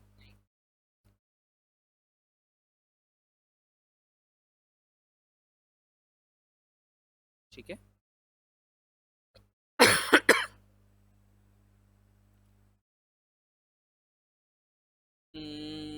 यू कैन से, तो नो, वो यही पूछेगा ना और प्रोडक्ट बन क्यों नहीं रहा, तभी नहीं बन रहा ना क्योंकि रिएक्टेंट्स कंज्यूम हो गए। ठीक है, इसी तरह से एक और मेथड होता है, उसको हम कहते हैं लॉस एंड मास। उसमें ये करते हैं हम गैस कलेक्ट नहीं करते, गैस को ऊपर से जाने देते हैं। गैस को ऊपर से जाने देते हैं। क्यों जाने देते हैं गैस को ऊपर से? और जब उसका मैस रिड्यूस होता है उसको मेजर कर लेते हैं, क्योंकि गैस ऊपर से निकल रही है। ऐसे ये 500 ग्राम शो कर रही है। इसके ऊपर मैंने कॉटन वूल लगाई होती है। वो इस वजह से लगाई होती है कि गैस जब ऊपर निकलेगी, रिएक्शन होने के बाद जब गैस ऊपर निकलेगी, हो सकता है कि वो सोल्यूशन को भी साथ अपने कुछ लोग को लेके निकल जाए। तो अगर आप स्विमिंग पूल से बाहर निकले तो आप पानी को साथ लेके निकल जाते हैं ना अपने। इसी तरह से जब गैस के मॉलिक्यूल्स बाहर निकलेंगे सोल्यूशन में से, तो हो सकता है कुछ लिक्विड मॉलिक्यूल्स को भी लेके निकल जाए। तो ये कॉटन की वूल लगाई होती है हमने, इस वजह से लगाई होती है ताकि to prevent the escape of liquid reactants. ठीक है, अब लेट से इसको भी ऐसे ही करते हैं। 0 मिनट में जो मैथ्स आ रहा था वो 500 था ग्राम्स। 1 मिनट बाद मैथ्स कितना हो गया? 498। 2 मिनट बाद मैथ्स कितना हो गया? 496। ये क्यों मैथ्स कम हो रहा है? क्योंकि गैस निकली जा रही है ऊपर से। ठीक है, एक जी गैस निकल रही है, ए और बी रिएक्ट कर रहे हैं और एक गैस जी निकल रही है। 3 मिनट बाद कितना रह गया आपका मैथ्स? लेट से 495 रह गया। 4 मिनट बाद भी 495 ही है। 5 मिनट्स बाद भी 495 है। इसका मतलब है अब फर्दर मैथ्स रिड्यूस नहीं हो रहा है, इसका मतलब है सारी गैस निकल गई। अब इसका जब आप ग्राफ प्लॉट करेंगे तो क्या करेंगे?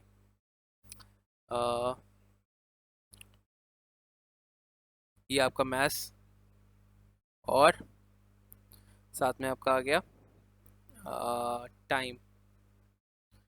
तो 0 मिनट में 500 ग्राम्स थे, लेट्स ये 500 ग्राम्स थे। ठीक है, 1 मिनट बाद इतना रह गया, 2 मिनट बाद इतना रह गया, 3 मिनट बाद ये 495 रह गया। तो 4 मिनट बाद ही 495 ही है, 5 मिनट बाद भी 495 ही है। तो कर्व क्या बनेगी? Something like this. ठीक है, अब ये भी हॉरिजॉन्टल क्यों हो रही है? क्योंकि रिएक्शन कंप्लीट हो गया है। टाइम गुजरता जा रहा है लेकिन मास फर्दर रिड्यूस नहीं हो रहा है, इसका मतलब है रिएक्टेंट आपके कंज्यूम। ठीक है, अब ये कर्व्स, फर्स्ट कर्व बनाना तो इतना मुश्किल नहीं होता, दूसरी भी मुश्किल नहीं है। अब आपसे ये भी पूछ लेता है कि अब यही रिएक्शन अगर हायर टेम्परेचर पे हो रहा हो तब कर्व कैसे बनाएंगे आप? अगर यही रिएक्शन आपका हायर टेम्परेचर पे हो रहा है तो आप एक कर्व कैसे बनाएंगे? तो हायर टेम्परेचर का मतलब है आपका रिएक्शन तेज हो जाएगा। कर्व का स्टार्टिंग पॉइंट और एंडिंग पॉइंट वही रहेगा, सिर्फ रिएक्शन तेज हो जाएगा। ठीक है, तो तेज होगा तो क्या होगा? कर्व आपकी लेफ्ट से जाएगी और फ्लैट पहले हो जाएगी। लेफ्ट से क्यों जाएगी? कर्व आपकी लेफ्ट से जाने का मतलब ये है, जब आपकी लेफ्ट से जा रही है तो देखो टाइम की तरफ वो कम ट्रैवल कर रही है और वॉल्यूम की तरफ वो ज्यादा ट्रैवल कर रही है। जब वो टाइम की तरफ कम ट्रैवल कर रही है that means that the reaction is faster. ठीक है, it's going to the left, it's going more towards the Y axis because the reaction is faster. It starts from the same place and ends at the same place, but the reaction is faster. तो आपको ये पता होनी चाहिए जो जो जो curve left side पे होती है वो फास्टर होती है। ठीक है, और इसको फ्लैट पहले करना होता है आपको। इसी तरह से अगर मैं इसकी ये बनाऊं, इसका हायर पे रिएक्शन करवाऊं तो ये भी लेफ्ट से निकलेगी और फ्लैट पहले कर देना इसको। ये थोड़ी सी ऑब्वियसली बेहतर बनाना, फ्लैट पहले कर देना इसको। अब इसको भी देखो, टाइम की तरफ कम ट्रैवल कर रही है, टाइम की तरफ ट्रैवल करना है मतलब राइट की तरफ कम ट्रैवल कर रही है, इसका मतलब है टाइम कम ले रही है तो फास्टर होगी। ठीक है, अभी देखो मैं अगर ये 3 कर्व्स बनाऊं, 2-3 कर्व्स बनाता हूँ। एक ये कर्व है, लेट्स से ये t इज इक्वल टू 100 पे। ये मैंने खराब बनाई।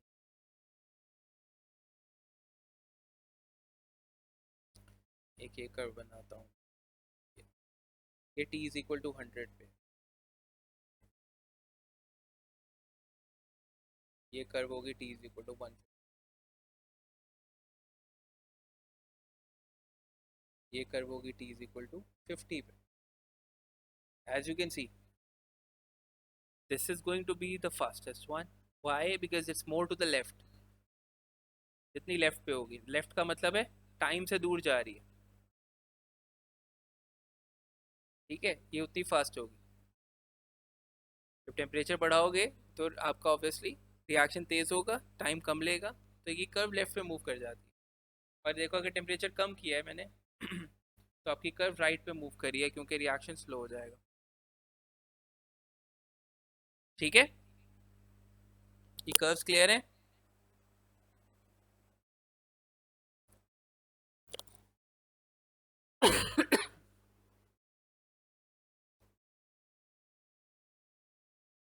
बच्चों स्ट्रेंथ काफी कम रह गई है। Are you guys there?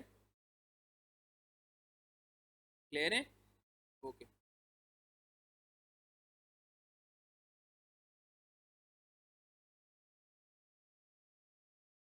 इसके कुछ क्वेश्चंस करते हैं।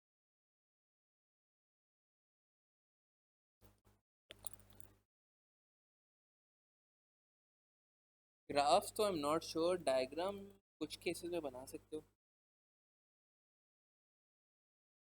अभी क्वेश्चंस करेंगे ना काफी, उसमें हो जाएगा इसी पे यार। What will happen to the rate of reaction if temperature is increased? क्या होगा रेट? तो सबसे पहले बताओगे रेट इंक्रीज करेगा, फिर बताओगे कि एक्सप्लेन भी करना है क्यों करेगा। सक्सेसफुल कोलिजन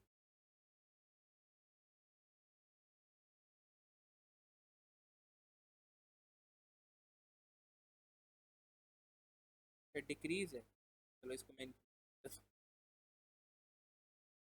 क्या होगा अगर टेम्परेचर इंक्रीज करेंगे? तो रेट इंक्रीज होगा, सक्सेसफुल कोलिजन इंक्रीज होगा। ठीक है, तुम लोग पेपर में ये ना कर देना ये क्वेश्चन ही चेंज कर देना। सर इसमें काइनेटिक एनर्जी का नहीं लिखेंगे?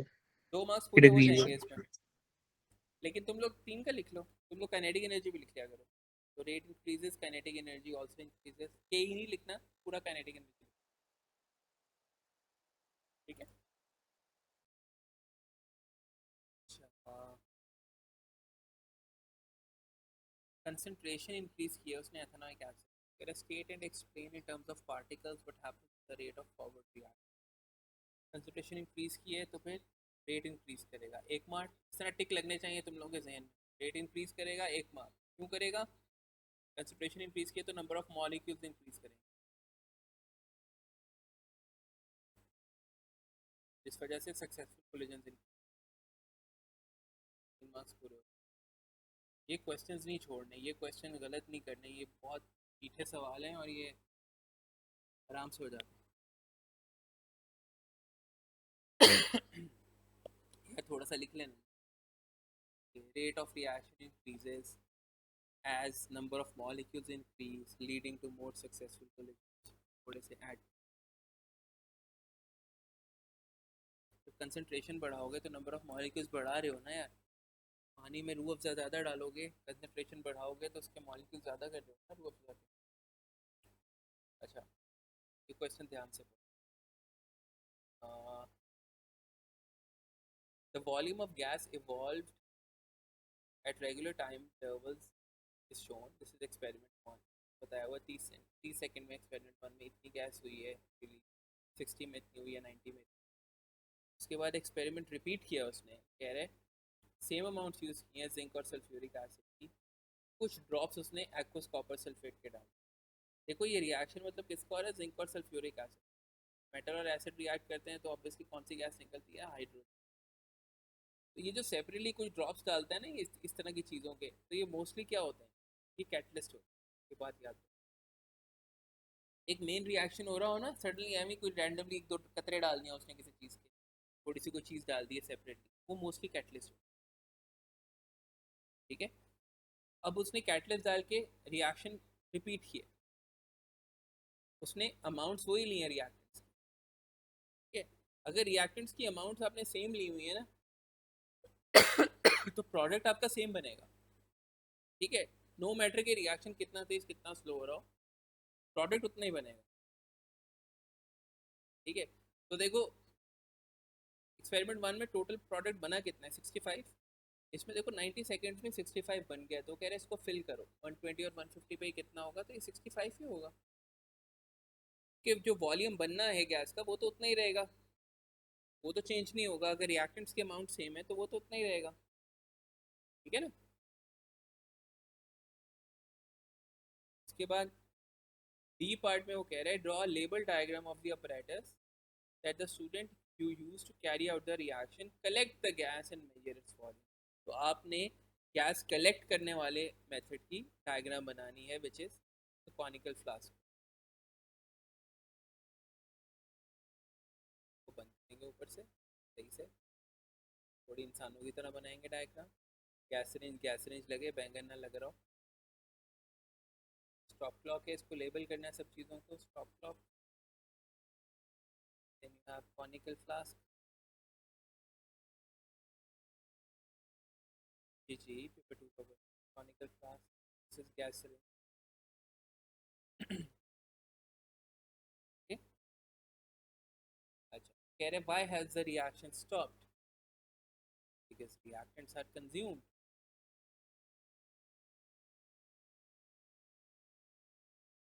कोई रिएक्टेंट एक्सेस में तो नहीं डाला हुआ, बस कुछ बोला वो नहीं बोला।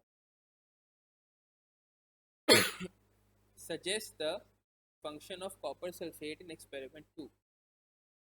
Copper sulfate act as catalyst. हाँ यार, मेरी ड्राइंग में बहुत कम मार्क्स आते हैं।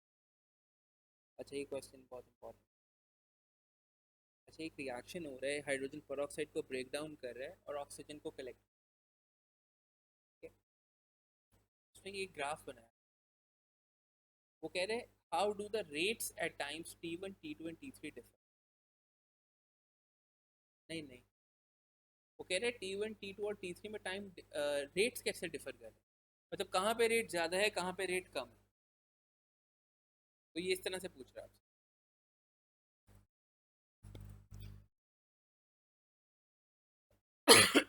तो देखो,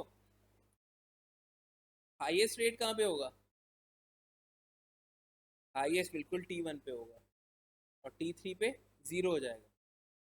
T1 पे हाईएस्ट क्यों होगा, क्योंकि सबसे ज़्यादा स्टीप है यहाँ पे, ग्रेडियंट सबसे ज़्यादा है, सबसे ज़्यादा स्लोप यहाँ पे। If you see it's bending towards time slowly, the curve is bending towards time. What does that mean? That means that the reaction is slowing down. It's bending towards time, right?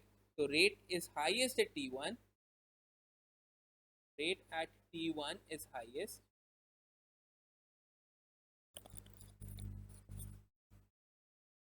Moderate at T2 और T3 पे zero हो जाएगा क्योंकि flat हो गई है curve. इसका मतलब और वॉल्यूम बन ही नहीं रहा, तो रेट क्या होगा, एंड जीरो एट T3, ठीक है। सर ये वाला एटीपी में आ सकते हैं कि पी2 और एटीपी दोनों में आएगा ये? यार ये P2 का क्वेश्चन है, जहाँ भी आए पॉइंट ये है कि आना चाहिए कर। Explain the trend in the reaction rate that you describe. अब ऐसा क्यों है, T1 पे हाई क्यों है, T2 पे लो क्यों है, T3 पे ये क्यों है। अब ग्राफ से देख के बता दो, आप बता दो कि at T slope is highest at T1, graph से भी बता दो और लॉजिकली भी बता दो। Slope is highest at T1 and it is decreasing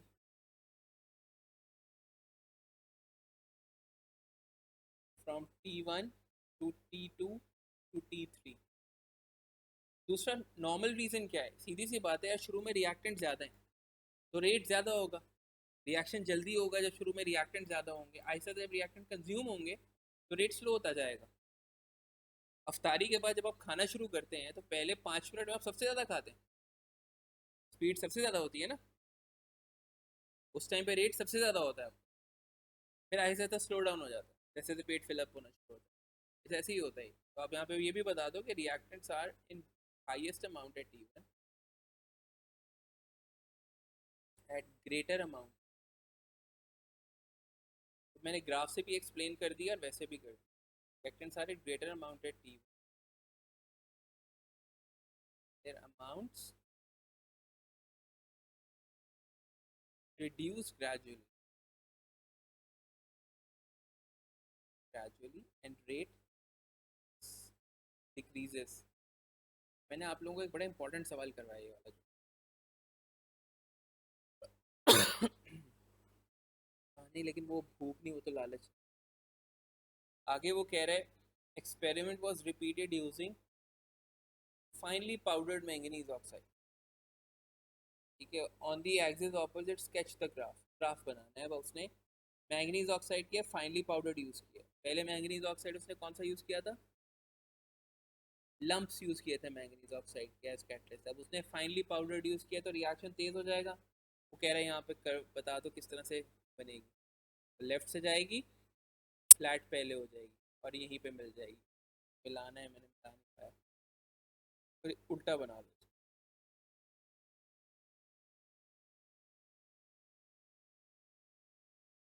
ठीक है, उसने कहा है कि अब आपने finally powdered manganese oxide use किया। फाइनली पाउडर्ड का मतलब ये है कि सरफेस एरिया ज़्यादा होगा, सरफेस एरिया ज़्यादा होगा तो रेट ज़्यादा होगा।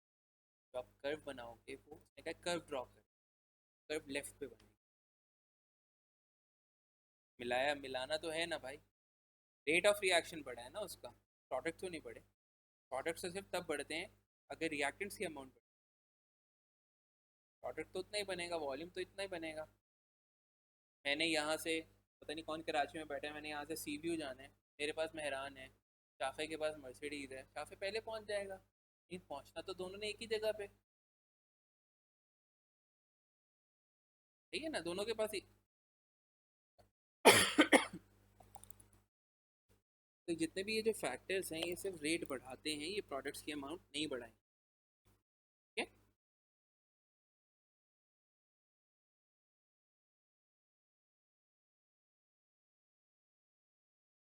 हाँ भाई, सिर्फ 14 लोग रह गए, 13 14 लोग रह गए माशाल्लाह से।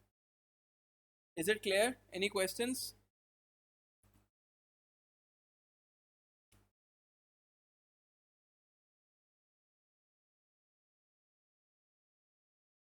ग्रुप पे मैंने एक भेज दिया था यार, एसिड बेसिस भेज दिया था, बस बहुत है। वो उसके पीरियोडिक टेबल के हैं नोट्स, टेंशन नहीं।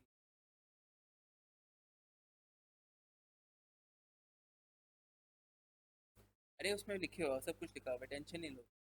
वो नोट्स अभी मैं नहीं भेज सकता, आई कैन नॉट, अभी इधर स्टिल वर्किंग, अभी मैंने उनको चीज़ें भी सीधी करनी। They are not ready yet, they might be ready next year totally. तो next year ultra pro max notes लेके आए।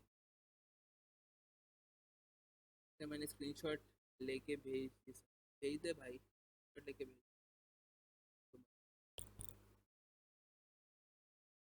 चलो कोई बात, तैयारी हो जाएगी, टेंशन नहीं। दूसरे नोट से भी हो जाएगी, बस वो थोड़े से ब्लैक एंड वाइट। सही है। चलो फिर इंशाल्लाह कल मुलाकात होती है, कल ऑर्गेनिक स्टार्ट। अल्लाह हाफिज़।